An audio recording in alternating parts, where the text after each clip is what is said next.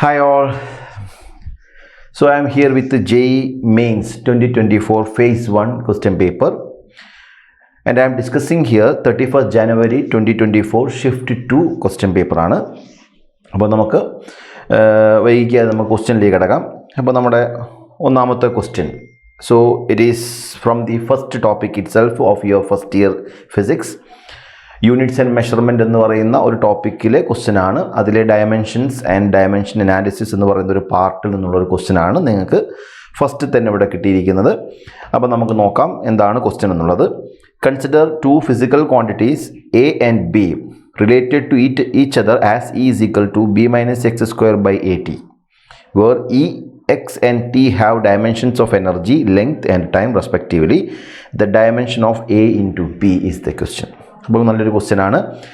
അപ്പോൾ ഇതിൽ നമുക്ക് ഡയമെൻഷൻസിൻ്റെ ആസ്പെക്ട്സിൽ നമ്മൾ പറയുമ്പം നമുക്കറിയാം ഡയമെൻഷൻ്റെ കേസുകളിൽ ഇപ്പോൾ ബി മൈനസ് എക്സ് സ്ക്വയർ എന്ന് പറയുന്ന സമയത്ത് അവിടെ ഒരു ബി മൈനസ് എക്സ് സ്ക്വയർ ആണ്. ദാറ്റ് മീൻസ് ഒരു ക്വാണ്ടിറ്റി മറ്റൊരു ക്വാണ്ടിറ്റിയിൽ നിന്ന് കുറയ്ക്കുകയോ അല്ലെങ്കിൽ കൂട്ടുകയോ ചെയ്യുമ്പോൾ നമുക്കറിയാം അത് ഒരേ ടൈപ്പ് ക്വാണ്ടിറ്റീസ് ആയിരിക്കണം എന്നുള്ളത്. അതുകൊണ്ട് തന്നെ ഇവിടുത്തെ ബിയുടെ ഡയമെൻഷൻ എന്ന് പറയുന്നത് എന്താണോ അത് തന്നെയായിരിക്കും നമ്മുടെ എക്സ് സ്ക്വയറിൻ്റെ ഡയമെൻഷൻ. ഇവിടെ ക്വസ്റ്റ്യൻ പറയുന്നുണ്ട് എക്സ് എന്ന് പറയുന്നത് എന്താണ്, ലെങ്ത് ആണെന്ന് പറയുന്നുണ്ട്. അങ്ങനെ ലെങ്ത്തിൻ്റെ ഡയമെൻഷൻ നമുക്ക് എന്തെഴുതാം, എൽ സ്ക്വയർ എന്ന് എഴുതി വയ്ക്കാം. അതുകൊണ്ട് ഡയമെൻഷൻ ഓഫ് ബി നമുക്ക് കിട്ടി. ഇനി നമുക്കുള്ളത് ഏഴ് ഡയമെൻഷൻ കണ്ടെത്തണം. അപ്പോൾ ഏഴ് ഡയമെൻഷൻ കണ്ടെത്തണമെങ്കിൽ നമുക്ക് ഈ കാണിച്ചിരിക്കുന്ന നമുക്ക് തന്നിരിക്കുന്ന ഇക്വേഷൻ നമ്മളൊന്ന് റീറൈറ്റ് ചെയ്യുകയാണ്. E is equal to B minus X square divided by A into T എന്നെഴുതി അതിൽ എനെ നമ്മൾ അങ്ങ് ഐസൊലേറ്റ് ചെയ്ത് എഴുതിയ സമയം നമുക്ക് എന്ത് കിട്ടും, B minus X square divided by ഈ കാണിച്ചിരിക്കുന്ന ഇനെ നമുക്ക് ട്രാൻസ്പോസ് ചെയ്താൽ ഇ ഇൻറ്റു ടി എന്നായിട്ട് മാറും. ഇവിടെ ബി മൈനസ് എക്സ് സ്ക്വയറിൻ്റെ ഡയമെൻഷൻ എന്ന് പറഞ്ഞാൽ രണ്ടും ഒരേ ക്വാണ്ടിറ്റീസ് ആയതുകൊണ്ട് ഡയമെൻഷൻ എന്തായിരിക്കും, എൽ സ്ക്വയർ ആയിരിക്കും. ഇനി എനർജി എന്ന് പറയുമ്പോൾ നമുക്കറിയാവുന്നൊരു കാര്യമാണ് M L square T raise to minus 2 into T raise to 1 എന്ന് കിട്ടും. നമുക്ക് ഈ കാണിച്ചിരിക്കുന്ന കണ്ടീഷനിൽ നിന്ന് നമുക്ക്